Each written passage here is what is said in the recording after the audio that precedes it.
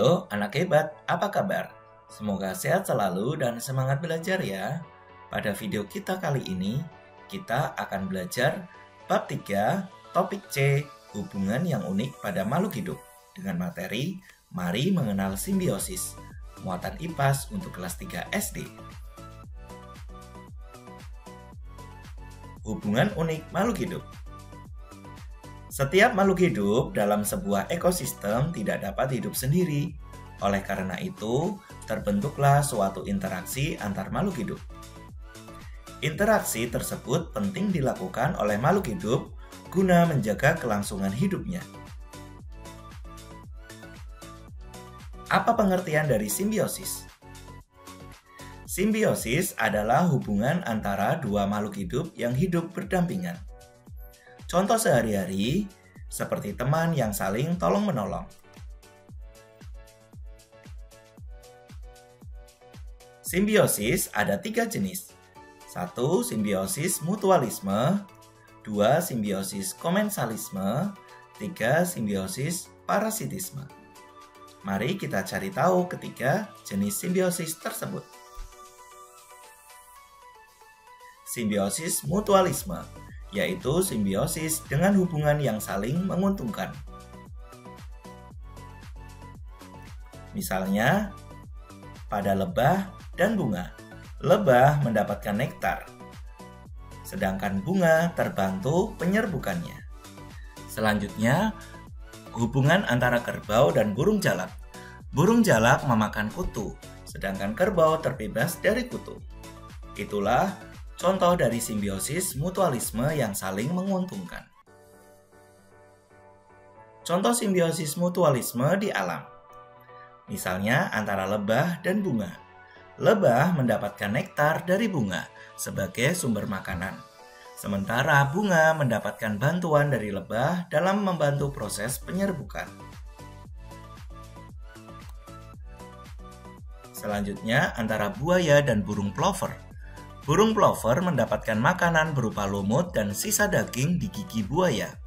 Sedangkan mulut buaya bersih dari lumut dan kotoran sisa makanan.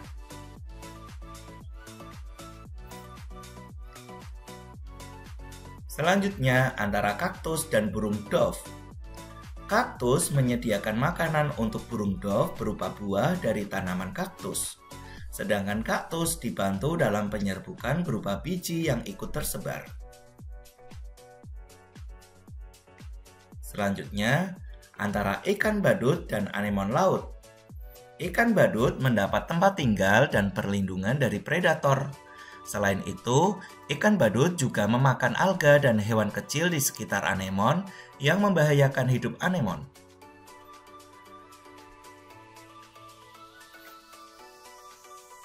Selanjutnya, simbiosis komensalisme, yaitu di mana satu pihak mendapatkan keuntungan, sedangkan pihak lain tidak diuntungkan, tetapi tidak pula dirugikan.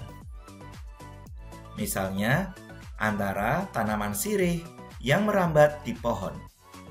Tanaman sirih melilit pada pohon dan mendapatkan sinar matahari, sedangkan pohon inang tidak diuntungkan. Selanjutnya, antara ikan hiu dan ikan remora. Remora mendapat sisa makanan hiu, sedangkan hiu tidak terpengaruh dengan adanya ikan remora. Contoh simbiosis komensalisme. Berikut adalah contoh simbiosis komensalisme yang diketahui terjadi di alam. Misalnya antara anggrek dan pohon. Anggrek mendapat tempat untuk tumbuh dan mendapat cahaya matahari dengan menempel pada pohon. Sedangkan pohon besar tidak diuntungkan dengan adanya anggrek maupun tidak dirugikan. Selanjutnya antara ikan remora dan hiu. Ikan remora akan terus menempel pada ikan hiu untuk ikut berenang dan juga mendapatkan sisa-sisa makanan dari hiu. Selain itu, berada di dekat hiu, ikan remora akan aman dari pemangsa. Sedangkan ikan hiu tidak merasa diuntungkan maupun dirugikan dengan adanya ikan remora. Selanjutnya, simbiosis parasitisme merupakan hubungan di mana satu pihak mendapatkan untung, namun pihak lain dirugikan. Misalkan antara sapi dan cacing pita.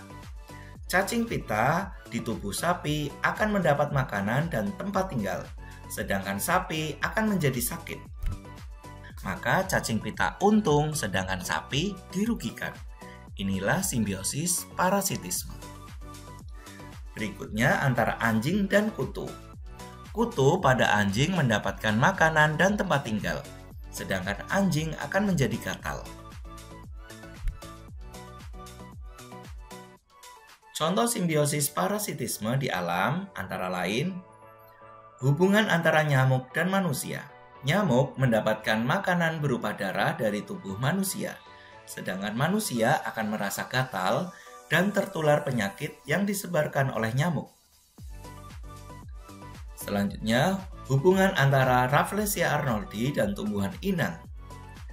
Tumbuhan Rafflesia arnoldi mendapat keuntungan dengan menyerap zat hijau daun dan sari makanan dari tumbuhan inang. Sedangkan tumbuhan inang lama-kelamaan akan mati. Berikutnya, tanaman tali putri dan tanaman inang. Tanaman tali putri mengambil makanan dari tanaman inang. Akibatnya, tumbuhan inang menjadi tidak subur, lama-kelamaan akan mati. Demikian video pembelajaran kita kali ini. Sekian dan terima kasih perhatiannya.